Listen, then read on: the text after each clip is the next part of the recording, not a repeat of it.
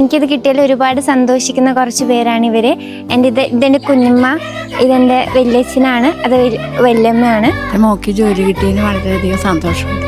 ജോലി കിട്ടിയതിന് വളരെയധികം സന്തോഷം. എൻ്റെ മാളവികയ്ക്ക് ഇങ്ങനെ ഒരു ജോലി കിട്ടിയത് വളരെയധികം സന്തോഷിക്കുന്നു. ചേച്ചിക്ക് ജോലി കിട്ടിയതിൽ സന്തോഷമുണ്ട്.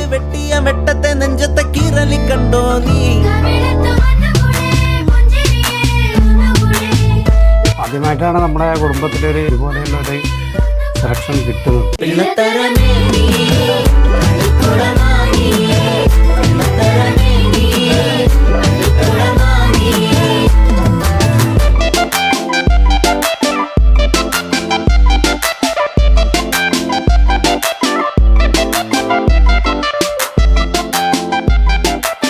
Welcome to veranda rice Kannur. So നമ്മൾ ഇന്ന് നിൽക്കുന്നത് കണ്ണൂർ ജില്ലയിലെ കല്യാശ്ശേരി ഗ്രാമപഞ്ചായത്തിലാണ്. എന്തിനാണെന്ന് വെച്ച് കഴിഞ്ഞാൽ കഴിഞ്ഞ SSC MTS റിസൾട്ടിൽ കണ്ണൂർ വരാണ്ട റൈസിൽ നിന്നും പഠിച്ച് ജോലി കരസ്ഥമാക്കിയ ഓൾ കേരള റാങ്ക് 10 നേടിയ മാളവികയുടെ വീട്ടിലേക്കാണ് നമ്മൾ ഇന്ന് പോകുന്നത്.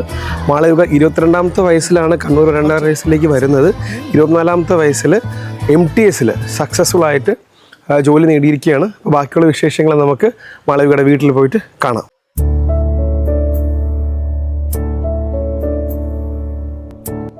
എൻ്റെ പേര് മാളവിക. ഞാൻ വേരാന്ത റൈസ് കണ്ണൂരിലെ 2023 മെയ് 29th ബാച്ചിലെ സ്റ്റുഡൻ്റാണ്. ഈ കഴിഞ്ഞ MTS എക്സാം ക്ലിയർ ചെയ്തിട്ടുണ്ട്. മിനിസ്ട്രി ഓഫ് ടൂറിസത്തിലാണ് എനിക്ക് MTS ആയിട്ട് കിട്ടിയിട്ടുള്ളത്. ഞാൻ കണ്ണൂർ ജില്ലയിലെ കല്യാശ്ശേരി സെൻട്രൽ എന്ന് പറയുന്ന സ്ഥലത്താണ് എൻ്റെ വീട്. എൻ്റെ വീട്ടിൽ അമ്മ, അച്ഛൻ, അനുജൻ, അമ്മമ്മയാണുള്ളത്. ഞാൻ 1 മുതൽ 5ാം ക്ലാസ് വരെ ഇവിടെ അടുത്തുള്ള കല്യാശ്ശേരി സെൻട്രൽ LP സ്കൂളിലാണ് പഠിച്ചത്. അതിനുശേഷം മൊറാൽ സ്കൂളിൽ പഠിച്ചു. ഡിഗ്രി ചെയ്തത് ബ്രണ്ണൻ കോളേജിലാണ്, ധർമ്മടം, തലശ്ശേരി. PG ചെയ്യാൻ പോയത് എറണാകുളത്ത് സെൻറ്റ് തെരേസസ് കോളേജിലാണ്. അതിനുശേഷമാണ് ഞാൻ റേസിലേക്ക് വരുന്നത്. ഡിഗ്രിക്ക് പഠിക്കുമ്പോൾ തന്നെ എനിക്ക് ഈ SSCനെ കുറിച്ചിട്ടൊക്കെ ഞാൻ അവെയർ ആയിരുന്നു. 1-2 എക്സാംസ് ഞാൻ ചുമ്മാ എഴുതി നോക്കിയിട്ടുണ്ടായിരുന്നു. PGക്ക് പഠിക്കുമ്പോഴാണ് എനിക്കൊരു സ്ട്രോങ് ആയിട്ടുള്ളൊരു തോട്ട് വന്നത്. പഠിക്കുമ്പോൾ തന്നെ ഞാൻ റേസിനെ കുറിച്ചിട്ട് അന്വേഷിക്കും, ഇതിന് SSCനെ കുറിച്ചിട്ട് കൂടുതൽ അറിയാനൊക്കെ ശ്രമിച്ചിട്ടുണ്ടായിരുന്നു. PG കഴിഞ്ഞ് വിത്തിൻ 1 വീക്സിനുള്ളിൽ തന്നെ ഞാൻ റേസിൽ ജോയിൻ ചെയ്തിട്ടുണ്ടായിരുന്നു. അപ്പം എനിക്ക് അത്രയും ക്ലിയർ ആയിരുന്നു റേസിലാണ് ഞാൻ ജോയിൻ ചെയ്യേണ്ടത്, SSC ആണ് ഞാൻ ചൂസ് ചെയ്യേണ്ടതെന്നുള്ളത്. ഞാൻ റേസിൽ ജോയിൻ ചെയ്യുമ്പം എൻ്റെ ഏറ്റവും വലിയൊരു കൺസേൺ എന്താണെന്ന് വെച്ചാൽ ഈ SSC എക്സാംസിൽ ക്വാണ്ടിറ്റേറ്റീവ് ആപ്റ്റിറ്റ്യൂഡിന് വലിയൊരു റോളുണ്ട്. അപ്പം ഞാൻ 12th കഴിഞ്ഞാൽ പിന്നെ മാത്സ് പഠിച്ചിട്ടേ ഇല്ല. അപ്പം എൻ്റെ ഏറ്റവും വലിയൊരു കൺസേൺ അതായിരുന്നു. എനിക്കിത് കവർ ചെയ്തെടുക്കാൻ പറ്റുമോ, എനിക്ക് എല്ലാവരും കൂടെ എത്താൻ പറ്റുമോ എന്നുള്ളൊരു പേടി ഉണ്ടായിരുന്നു. ടച്ചൊക്കെ വിട്ടുപോയ പോലെയായിരുന്നു ഉണ്ടായിരുന്നത്. പക്ഷേ അവിടെ ജോയിൻ ചെയ്തപ്പോൾ സ്പീഡ് മാത്സ് തൊട്ട് തന്നെ നമുക്ക് കാൽക്കുലേഷൻസ് സ്പീഡ് ചെയ്യാനോ എല്ലാത്തിനുള്ള കാര്യങ്ങൾ തൊട്ട് അവിടുന്ന് പറഞ്ഞു തന്നു. സ്റ്റെപ്പ് ബൈ സ്റ്റെപ്പായിട്ട് നമുക്ക് തന്നെ ഒരു കോൺഫിഡൻസ് തരുന്ന രീതിയിലായിരുന്നു റേസിൻ്റെ ഭാഗത്തു നിന്നുണ്ടായ സപ്പോർട്ട്. ആദ്യം ഞാൻ അറ്റൻഡ് ചെയ്തത് ബേസിക് സർക്കിളായിരുന്നു. നമ്മൾ പഠിച്ച ടോപ്പിക്സ് ഒരു വിത്തിൻ 2 days തന്നെ നമ്മൾ പ്രാക്ടീസ് ചെയ്യുമ്പോൾ അവിടെ നമുക്ക് പഠിക്കാൻ മടിയാണെങ്കിൽ കൂടെ നമ്മൾ എല്ലാവരുടെയും കൂടെ ചെയ്യാൻ വേണ്ടിയിട്ട് നമ്മളത് റിവൈസ് ചെയ്യും, പഠിക്കുകയൊക്കെ ചെയ്യായിരുന്നു. പിന്നത്തേക്ക് മാറ്റി വെക്കേണ്ടി വന്നിട്ടില്ല. അപ്പോൾ ഓരോന്ന് പഠിച്ചാലും അപ്പം തന്നെ ബേസിക് സർക്കിൾസിലെ കൂടെ അത് കവർ ചെയ്യാൻ പറ്റി. ബേസിക് സർക്കിളിൽ എൻ്റെ മെൻറ്ററായിരുന്നത് ദൃശ്യ ചേച്ചിയായിരുന്നു. ദൃശ്യ ചേച്ചി ഒരുപാട് ഹെൽപ്പ് ചെയ്തിട്ടുണ്ട്. ഇപ്പം നമ്മൾ വീട്ടിലെത്തിയിട്ടാണെങ്കിലും എന്തെങ്കിലും ഡൗട്ട് ചോദിച്ചാലെല്ലാം ചേച്ചി പറഞ്ഞു തരുമായിരുന്നു. ബേസിക് സർക്കിൾസ് കഴിഞ്ഞതിന് ശേഷം എക്സ്ട്രീം സർക്കിളായിരുന്നു ഉണ്ടായിരുന്നത്. എക്സ്ട്രീം സർക്കിളിൽ സംനേഷ് സാറായിരുന്നു മെൻറ്റർ.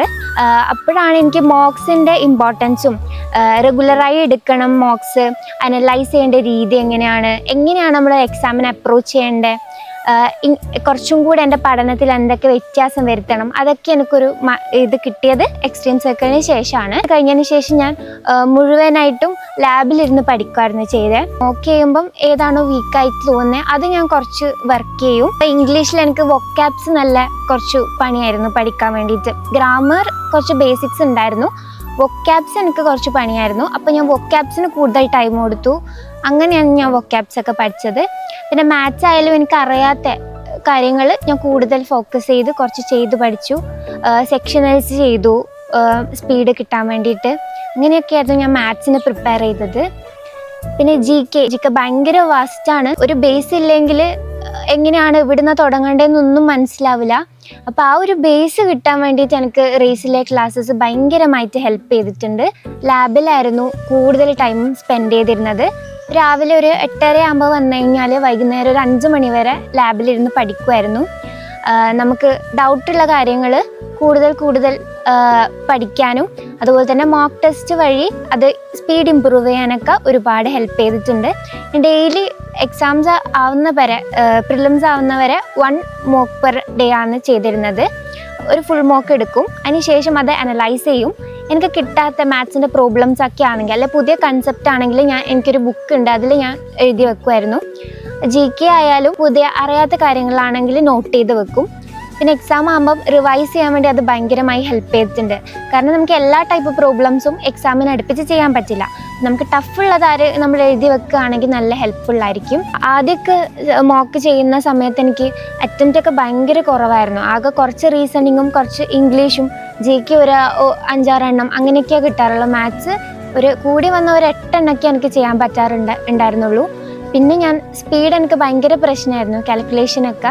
അപ്പം അത് സെക്ഷണൽ മോക്സ് ചെയ്തത് വഴി എനിക്ക് നല്ല ഇമ്പ്രൂവ്മെൻ്റ് ഉണ്ടായിട്ടുണ്ട്. നമുക്ക് ആ ഒരു ഡെഫിനിറ്റ് പീരീഡിൽ ചെയ്യാമെന്ന് പറയുമ്പോൾ എന്തായാലും സ്പീഡ് ഇമ്പ്രൂവ് ആവും. ആദ്യത്തിനെ വെച്ചിട്ട് ഒരുപാട് ഇമ്പ്രൂവ്മെൻറ്റും ഒരുപാട് അറ്റംപ്റ്റും ചെയ്യാൻ പറ്റി. എക്സാമിനോട് അടുപ്പിച്ചിട്ട് വരുമ്പോഴേക്ക് അതിനെനിക്ക് വെറാന്ത റേസിൻ്റെ ലാബിലിരുന്നുകൊണ്ട് മാത്രമാണ് പറ്റിയത്. എനിക്ക് തോന്നുന്നില്ല ഞാൻ വീട്ടിലിരുന്ന് ഇങ്ങനെ ഫുള്ളി അറ്റൻഷനോടുകൂടെ പഠിക്കുന്നു. അപ്പം അവിടെ വരുമ്പോൾ നമുക്ക് എല്ലാം നമ്മളെ കൂടെയുള്ളവരൊക്കെ പഠിക്കുന്നു. അപ്പം നമുക്ക് വേറെ ഒന്നും ചെയ്യാനില്ല, പഠിച്ചേ പറ്റൂ. അപ്പം ആ ഒരു കൈൻഡ് ഓഫ് ഫോഴ്സ്ഡ് സ്റ്റഡി എന്ന് പറയാം, അങ്ങനെയായിരുന്നു അവിടെ ഉണ്ടായിരുന്നത്. ശരിക്കും ഹെൽപ്ഫുള്ളായിട്ടുണ്ട്. രാവിലെ ഒരു 5:30-6 മണിക്കാകുമ്പോൾ എണീക്കും. പിന്നെ എനിക്ക് പഠിക്കാനുള്ളതൊക്കെ ചിലപ്പോൾ ഞാൻ എന്തെങ്കിലുമൊക്കെ റിവൈസ് ചെയ്യാനുള്ളതൊക്കെ റിവൈസ് ചെയ്യും. അതിനുശേഷം ഒരു 8 മണിയൊക്കെ ആകുമ്പോഴേക്ക് ഞാൻ റേസിലേക്ക് പോവും. പിന്നെ റേസിലാണ് പഠിക്കുന്നത്. 5 മണി വരെ അവിടെ ഇരുന്ന് പഠിക്കും. അതിനുശേഷം വീട്ടിൽ വന്നിട്ട് ചിലപ്പോൾ എന്തെങ്കിലും GKൻ്റെ ടോപ്പിക്സോ അങ്ങനെയൊക്കെ എന്തെങ്കിലും നോക്കുകയാണ് ചെയ്യുക. അല്ലെ മോക്ക് അനലൈസ് ചെയ്യാൻ ബാക്കിയുണ്ടെങ്കിൽ അത് ചെയ്യും. അങ്ങനെയാണ് ഞാൻ ചെയ്യാറ്. പുതിയതായിട്ട് അങ്ങനെ ഒന്നും പഠിക്കാറില്ല, ചെയ്ത് തന്നെ റിവൈസ് ചെയ്യാണ് ചെയ്യാറ്. വീട്ടിൽ വന്നിട്ട് 22 വയസ്സുള്ളപ്പോഴാണ് ഞാൻ റേസിൽ ജോയിൻ ചെയ്യുന്നത്. അപ്പോൾ ഒരു 2 വർഷം, മെയ്യിലേക്ക് 2 വർഷമാവും ഞാൻ റേസ് ഫാമിലിയിൽ ജോയിൻ ചെയ്തിട്ട്. അപ്പോൾ അതിനുള്ളിൽ എനിക്കൊരു ജോബ് കിട്ടിയതിൽ നല്ല സന്തോഷമുണ്ട്. ഞാൻ കോൺഫിഡൻ്റ് ആയിട്ട് എഴുതിയ ആദ്യത്തെ ഒരു എക്സാം CHSL ആയിരുന്നു. CHSL പക്ഷെ എൻ്റെ കുറച്ച് പ്രശ്നങ്ങൾ കാരണം, ഞാൻ അമിതമായിട്ട് കുറച്ച് ടെൻഷൻ അടിച്ചത് കാരണം എനിക്കതിൽ അത്ര പെർഫോം ചെയ്യാൻ പറ്റിയില്ല. അപ്പോൾ എനിക്ക് മനസ്സിലായി ഞാൻ കുറച്ചും കൂടെ വർക്ക് ചെയ്യാനുണ്ട്, കുറച്ചും കൂടെ എൻ്റെ മൈൻഡൊക്കെ ഒന്ന് ശരിയാക്കാനുണ്ട്. പിന്നെ ഞാൻ ആ ഒരു രീതിയിൽ അപ്രോച്ച് ചെയ്യാൻ തുടങ്ങി. അപ്പോൾ അതെനിക്ക് CGL-ലും MTS-ലും ഹെൽപ്പ് ചെയ്തിട്ടുണ്ടായിരുന്നു. CGL മെയിൻസ് അറ്റംപ്റ്റ് ചെയ്തിട്ടുണ്ടായിരുന്നു. അതുപോലെ MTS-ഉം അത്യാവശ്യം നല്ല സ്കോറോടുകൂടിയാണ് ക്വാളിഫൈ ആയത്. PG കഴിഞ്ഞിട്ടാണ് അവിടെ വരുന്നത്. അപ്പോൾ എൻ്റെ കുറേ ഫ്രണ്ട്സ് B.Ed-ന് പോയി, കുറേ പേര് ജോലിക്ക് ജോയിൻ ചെയ്ത് കഴിഞ്ഞു. ഒരുപാട് ആൾക്കാർ ഒരുപാട് ചോദ്യങ്ങൾ വന്നിട്ടുണ്ടായിരുന്നു. B.Ed-ന് നോക്കിക്കൂടെ, നെറ്റ് എഴുതിക്കൂടെ, അങ്ങനെയൊക്കെ. എനിക്കിതന്നെ മതി എന്ന് പറഞ്ഞിട്ട് ഞാൻ തന്നെ പിടിച്ചു നിൽക്കുകയായിരുന്നു. അതിനെൻ്റെ ഫാമിലി തന്ന സപ്പോർട്ട് ചെറുതല്ല. അവരെന്നെ നന്നായിട്ട് എന്നെ മോട്ടിവേറ്റ് ചെയ്ത് എൻ്റെ കൂടെ തന്നെ നിന്നു. എൻ്റെ ഇഷ്ടം തന്നെയായിരുന്നു അവരുടെ ഇഷ്ടം. ചില സമയത്ത് നമ്മൾ കൂടെ പഠിച്ച ആൾക്കാരെയൊക്കെ കാണുമ്പോൾ നമ്മൾ കാണാത്ത പോലെ അറിയാത്ത പോലെയൊക്കെ പോകേണ്ടി വന്നിട്ടുണ്ട്. കാരണം അവർ ചോദിക്കും, എന്താ ഇപ്പം ചെയ്യുന്നത്, ജോലി ആയില്ലേ, ആ ഒരു ചോദ്യം പേടിച്ചിട്ട്. പഠിച്ച് മതിയായില്ലേ, എനിക്കിനിയും മതിയായില്ലേ എന്ന് ചോദിച്ച ആൾക്കാരുണ്ട്. അപ്പോൾ അതൊക്കെ കേൾക്കുമ്പോൾ കുറച്ച് വിഷമം ഉണ്ടാവും, എന്തായാലും വിഷമം ഉണ്ടാവും. ഒന്നും ആയില്ലല്ലോ, ഞാൻ ഇവിടെ എത്തിയില്ലല്ലോ എന്നുള്ളൊരു സങ്കടം നന്നായിട്ടുണ്ടായിരുന്നു. അപ്പോൾ അതിനെനിക്ക് ഓവർകം ചെയ്യാൻ വേണ്ടി സഹായിച്ചത് എൻ്റെ പാരൻസാണ്. കുറച്ച് ടൈം എടുത്തിട്ടായാലും നമ്മളൊരു സ്റ്റേബിൾ ആയിട്ടുള്ള ഒരു കാര്യത്തിലേക്ക് എത്തുന്നത് നല്ലതല്ലേ. ഞാൻ ചില സാഹചര്യങ്ങളിൽ ഭയങ്കരമായി സെൽഫ് ഡൗട്ട് ചെയ്തിട്ടുണ്ടായിരുന്നു. എനിക്കിത് പറ്റുമോ, എന്നെക്കൊണ്ടിത് പറ്റുമോ, ഞാൻ വേറെ എന്തെങ്കിലും ചെയ്താലോ, അങ്ങനെയൊക്കെ ചില സാഹചര്യങ്ങൾ നമുക്ക് തോന്നും. അപ്പോൾ എൻ്റെ ഫ്രണ്ട്സാണ് എൻ്റെ കൂടെ നിന്ന് എനിക്കിത് പറ്റും, നീ നന്നായിട്ട് ചെയ്യുന്നുണ്ടല്ലോ, നന്നായിട്ട് എഫേർട്ട് ഇടുന്നുണ്ടല്ലോ എന്നൊക്കെ പറഞ്ഞ് എൻ്റെ കൂടെ നിന്ന് സപ്പോർട്ട് ചെയ്തത്. നമുക്കൊരു കൺസിസ്റ്റൻ്റ് ആയിട്ട് വർക്ക് ചെയ്യാനുള്ള ഒരു മനസ്സ് വേണം. അതുപോലെ തന്നെ നമ്മൾ ഗിവ് അപ്പ് ചെയ്യില്ല, നമുക്കിത് വേണം. എന്തൊരു കാര്യവും നമുക്ക് ഭയങ്കര ഒരു ആഗ്രഹം ഉണ്ടെങ്കിൽ എന്തായാലും നമ്മൾ അതിനു വേണ്ടി സ്റ്റിക്ക് ഓൺ ചെയ്യുമല്ലേ. ഒരുപാട് പേരുണ്ട് കുറച്ച് കഴിഞ്ഞ് വേറെ ഫീൽഡിലേക്ക് പോകുന്നത്. നമുക്കൊരു അതിയായ ഒരു ആഗ്രഹം ഉണ്ടെങ്കിൽ, നമുക്ക് നമ്മളെ സ്വയം വിശ്വാസം ഉണ്ടെങ്കിൽ ഉറപ്പായിട്ടും ഗിവ് അപ്പ് ചെയ്യാണ്ടിരിക്കുക, കൺസിസ്റ്റൻ്റ് ആയിട്ട് വർക്ക് ചെയ്യുക. ഇപ്പോൾ ഒരു എല്ലാ എക്സാംസും എഴുതുക. ഏതാണ് നമ്മൾ ഹെൽപ്പ് ചെയ്യാൻ പോകുന്നത്, ഏത് എക്സാമാണ് നമുക്ക് ക്രാക്ക് ചെയ്യാൻ പറ്റുന്നത്, അല്ലെ എന്ത് കാര്യമാണ് നമ്മൾ ഹെൽപ്പ് ചെയ്യുന്നത് നമുക്കറിയില്ല. അപ്പം പറ്റുന്ന എക്സാംസ് ഒക്കെ എഴുതുക, അതിലൊക്കെ നമ്മൾ മാക്സിമം കൊടുക്കാം. ഇനി അടുത്തതാണ് ഞാൻ ഫോക്കസ് ചെയ്യുന്നത്, അപ്പം അത് നോക്കാം അങ്ങനെ വിചാരിക്കാതെ ചെയ്യുന്നതിലൊക്കെ നമ്മുടെ മാക്സിമം കൊടുക്കുക. അപ്പോൾ ഏതെങ്കിലും ഒന്ന് നമ്മളെ ഹെൽപ്പ് ചെയ്യും ഉറപ്പായിട്ടും. എന്നെ ഇങ്ങനെയൊരു ഒരു അച്ചീവ്മെൻറ്റിലേക്ക് എത്തിച്ചത് വേറാന്ത റേസിൻ്റെ സപ്പോർട്ട് തന്നെയാണ്. വേറാന്ത റേസ് എനിക്ക് തോന്നുന്നില്ല കണ്ണൂരെന്നല്ല വേറെ എവിടെ ആയാലും ഇത്രയും സ്റ്റുഡൻസ് ഫ്രണ്ട്ലി ആയിട്ടുള്ള ഒരു എൻവയോൺമെൻറ്റ് പ്രൊവൈഡ് ചെയ്യുന്ന വേറെ ഇൻസ്റ്റിറ്റ്യൂട്ട്സ് ഉണ്ടോയെന്ന്. അതായത് നമുക്ക് എപ്പോൾ വേണമെങ്കിൽ അവിടെ ഇരുന്ന് പഠിക്കാം, എത്ര നേരം വേണമെങ്കിലും പഠിക്കാം, എന്ത് ഡൗട്ട് ഉണ്ടെങ്കിലും പറഞ്ഞുതരും. അങ്ങനെ ലാബ് ഫെസിലിറ്റി ഉണ്ട്. അധിക സ്ഥലങ്ങളിലും ക്ലാസ് കഴിഞ്ഞ് പിന്നെ അതിനുള്ള ബാക്കി എങ്ങനെയാണ് ചെയ്യേണ്ടത് അതിനുള്ളൊരു സപ്പോർട്ടോ കാര്യങ്ങളോ ഉണ്ടെന്ന് എനിക്ക് തോന്നുന്നില്ല. പിന്നെ നമുക്ക് ക്ലാസ് കഴിഞ്ഞാലും അവിടെ ഇരുന്ന് പഠിക്കാനും അവിടെ ഇരുന്ന് നമുക്ക് ഡൗട്ട് ചോദിക്കാനൊക്കെയുള്ള ഒരു സൗകര്യമുണ്ട്. അതുകൊണ്ട് ഞാൻ ഉറപ്പായിട്ടും ഇനി എന്നോട് ആരെങ്കിലും ചോദിക്കുകയാണെങ്കിൽ വേറാന്ത റേസിനെ പറ്റിയിട്ട് എന്താണ് ചോദിക്കുകയാണെങ്കിൽ ഞാൻ ഉറപ്പായിട്ടും സജസ്റ്റ് ചെയ്യും വേറാന്ത റേസ്. കാരണം നമുക്ക് ക്ലാസ്സസ് എന്നതിന് പുറമെ നമുക്ക് അവിടെ ഇരുന്ന് പഠിക്കാനുള്ള ഒരു എൻവയോൺമെൻ്റ് ഉണ്ട്. അത് ഉറപ്പായിട്ടും ബെനിഫിഷ്യൽ ആയിട്ടുള്ള ഒരു കാര്യമാണ്. ഇതെൻ്റെ അച്ഛനാണ്. അച്ഛൻ്റെ പേര് ദിനേശൻ, അമ്മേൻ്റെ പേര് രാധാമണി. ഇവർ രണ്ടുപേരുമാണ് എൻ്റെ സപ്പോർട്ട് സിസ്റ്റം എന്ന് പറയുന്നത്. ശരിക്കും പറഞ്ഞാൽ ഞാനൊന്നും അറിയേണ്ടി വന്നിട്ടില്ല. എല്ലാ അച്ഛനാണ് നോക്കി ഇന്ന് എക്സാമിന് അപ്ലൈ ചെയ്യണം, അത് ചെയ്യണം, ഇത് ചെയ്യണം എന്നൊക്കെ പറഞ്ഞ് എൻ്റെ പിന്നാലെ നടന്ന് ഓരോന്ന് ചെയ്യിപ്പിച്ചത് അച്ഛനാണ്. എന്നെക്കാട്ടിയും കൂടുതൽ ഇൻട്രസ്റ്റ് ശരിക്കും അച്ഛനാണ്. എന്തെങ്കിലും എക്സാം കഴിഞ്ഞാൽ അതിനെക്കുറിച്ചിട്ട് യൂട്യൂബിലൊക്കെ നോക്കി പുതിയ കാര്യങ്ങൾ, എനിക്കറിയാത്ത കാര്യങ്ങൾ പോലെ അച്ഛൻ പറഞ്ഞുതരും. അപ്പം അത്രയും ആഗ്രഹമാണ് അവർക്ക് ഞാനൊരു ജോലിയിലേക്ക് എത്തുക എന്നുള്ളത്. മകൾക്ക് ഇങ്ങനെ ഒരു സെലക്ഷൻ കിട്ടിയതിൽ വളരെ സന്തോഷമുണ്ട്. പ്ലസ് ടു കഴിഞ്ഞ് ഡിഗ്രിക്ക് പഠിക്കുമ്പോൾ തന്നെ പിന്നെ SSCനെ പറ്റിയിട്ട് ഞാൻ നമുക്ക് പറഞ്ഞു കൊടുത്തിട്ടുണ്ടായിരുന്നു. ഞാനിങ്ങനെ പത്രത്തിൽ വായിച്ചതും അതുപോലെ പിന്നെ സോഷ്യൽ മീഡിയയിൽ നിന്നൊക്കെ കിട്ടിയ അറിവനുസരിച്ച് പറഞ്ഞു. അങ്ങനെ ഒന്നോ രണ്ടോ പ്രാവശ്യം CHSLൻ്റെ പരീക്ഷ എഴുതിയിട്ടുണ്ടായിരുന്നു. ഡിഗ്രി പാസ്സാകുന്നതിന് മുമ്പ്, ഡിഗ്രി പൂർത്തിയാകുന്നതിന് മുമ്പ് തന്നെ. പിന്നെ ഡിഗ്രി കഴിഞ്ഞ് PGക്ക് പോയതിന് ശേഷം ആ സമയത്ത് കൂടുതൽ അതിനെ പറ്റിയിട്ട് ശ്രദ്ധിച്ചില്ല. PG പഠിക്കുക എറണാകുളത്തായതുകൊണ്ട് അതിനെപ്പറ്റി കൂടുതൽ ശ്രദ്ധിച്ചില്ല. അത് കഴിഞ്ഞതിന് ശേഷം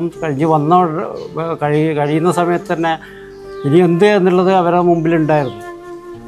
B.Ed ചെയ്യണോ അല്ലെങ്കിൽ PhDക്ക് പോകണോ, അങ്ങനെ പല സജഷനും വന്നപ്പോൾ അവർ പറഞ്ഞിങ്ങനെ SSC ഞാനും പറഞ്ഞു അതാണ് കുറച്ചുകൂടി നല്ലത്. അങ്ങനെ ഞാൻ വേറൊരു ഇൻസ്റ്റിറ്റ്യൂട്ടിൻ്റെ പറഞ്ഞു. ഞാനിതിൽ കണ്ട ഒരു ഇൻസ്റ്റിറ്റ്യൂട്ടിനെ പറ്റി പറഞ്ഞപ്പോൾ അവൾ പറഞ്ഞു അതല്ല SSC ആണ്, ഇത് വരാത്ത റേസാണ്, SSCക്ക് നല്ല കോച്ചിങ് കൊടുക്കുന്നത്. ഞാൻ അവിടെ ചേർത്തത് കഴിഞ്ഞ വർഷമാണ് ആദ്യമായിട്ട് ഇങ്ങനെ ഒരു പ്രിലിംസ് ഇങ്ങനെ പാസ്സായത്. പ്രിലിംസ് പാസ്സായപ്പോൾ തന്നെ നമുക്കതൊരു സന്തോഷമായി. അവൾക്കൊരു ആത്മവിശ്വാസം. മകൾക്ക് ഇങ്ങനെയൊരു അവസരം കിട്ടിയതിലും ഇങ്ങനെയൊരു വിജയം കിട്ടിയതിലും വളരെയധികം സന്തോഷമുണ്ട്. നമ്മളെല്ലാ സപ്പോർട്ടും അവൾക്ക് ഇനിയും തുടർന്നുള്ള എല്ലാ വിജയങ്ങൾക്കും നമ്മളെ സപ്പോർട്ട് ഉണ്ടാവും. എൻ്റെ കുടുംബത്തിലായാലും ഇവളെ അച്ഛൻ്റെ കുടുംബത്തിലായാലും ആദ്യമായിട്ട് ഒരു ഗവൺമെൻറ് ജോലി നമ്മളെ ആ ഒരു സ്വപ്നം സാക്ഷാത്കരിച്ചത് നമ്മളെ മോളാണ്. ഈ 2 വർഷം ഇവള് അവിടെ കോച്ചിങ്ങിന് പോയപ്പോൾ ഇവള് ആൾക്കാരുടെ കുറേ ചോദ്യങ്ങൾ, ഇവളെന്തിനാ പോകുന്നു, രാവിലെ പോകുന്നുണ്ടല്ലോ, അത് ചോദ്യം ഉണ്ടായിട്ടുണ്ട്. പിന്നെ കുറേ കല്യാണാലോചന വന്നിട്ടുണ്ട്. ഒരു ലക്ഷ്യത്തിലെത്തിയിട്ട് മാത്രം മതി എന്നുള്ള ആ ഒരു ഇതായിരുന്നു നമുക്കും. നമ്മളിപ്പോൾ ഒരു ഫംഗ്ഷന് പോയാൽ അല്ലെങ്കിൽ സുഹൃത്തുക്കളുടെ പോയാൽ കുടുംബ വീട്ടുകളിൽ പോയാൽ മാളവിക എന്താ പഠിക്കുന്നത് ചോദിച്ചാൽ നമ്മളിങ്ങനെ കോച്ചിങ്ങിന് പോകുന്നുണ്ട്, അതെപ്പോൾ കിട്ടാനാ, അല്ല അത് ഒരു കാര്യമുണ്ടോ എന്നുള്ള രീതിയിലാണ് പല ആളുകൾ ചെയ്ത്. അത് അവളോട് തന്നെ ഒരു പ്രാവശ്യം ചോദിച്ചിട്ടുണ്ട്. ഡിഗ്രി പഠിക്കുന്ന സമയത്തെ ആളുകൾ പറഞ്ഞിട്ടുണ്ട്. മറ്റുള്ളവരെന്ത് പറയുന്നു നോക്കിയിട്ട് നമുക്ക് ജീവിക്കാൻ പറ്റില്ല. മറ്റുള്ളവരെന്ത് പറയുന്നു, സമൂഹം എന്ത് പറയുന്നു, നാടെന്ത് പറയുന്നു നമ്മൾ നോക്കേണ്ട ആവശ്യമില്ല.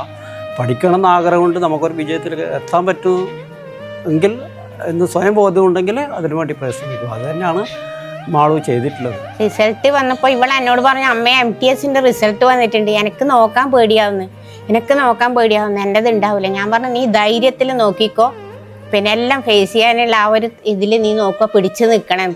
പോലും കിട്ടിയിട്ടില്ലെങ്കിലും നമ്മളെ ഇനിയും മുന്നോട്ട് നിൽക്കുന്നില്ല ആ ഒരു ലക്ഷ്യത്തിലേക്ക് നീ പിടിച്ചു നിന്നിട്ട് ആ റിസൾട്ട് നോക്കണം. റിസൾട്ട് നോക്കിയപ്പോൾ ഇവൾ എന്നെ കെട്ടിപ്പിടിച്ച് അമ്മ MTS എനിക്ക് കിട്ടിയെന്ന് പറഞ്ഞപ്പോൾ വളരെ വളരെ ആ സന്തോഷം പറഞ്ഞറിയിക്കാൻ പറ്റില്ല, അത്രയ്ക്കും വലിയ സന്തോഷമായിരുന്നു. ഡിഗ്രി കഴിഞ്ഞ ഉടനെ കല്യാണം കഴിപ്പിച്ച് അയക്കണം എന്നുള്ള ആ ഒരു കൺസെപ്റ്റ് മാറ്റുക. ഒരു പെൺകുട്ടിക്ക് ഒരു ജോലി ഏറ്റവും അത്യാവശ്യമാണ്. അത് സർക്കാർ ജോലിയാകുമ്പോൾ അത് ഏറ്റവും കൂടുതൽ ആ ഒരു നേട്ടം തന്നെയാണ്. അപ്പോൾ അതിൽ നമുക്ക് അഭിമാനമുണ്ട്, സന്തോഷമുണ്ട്. നമ്മളെ പിന്തുണ എപ്പോൾ ഇനി അവൾക്ക് അങ്ങോളം ഉണ്ടാവും.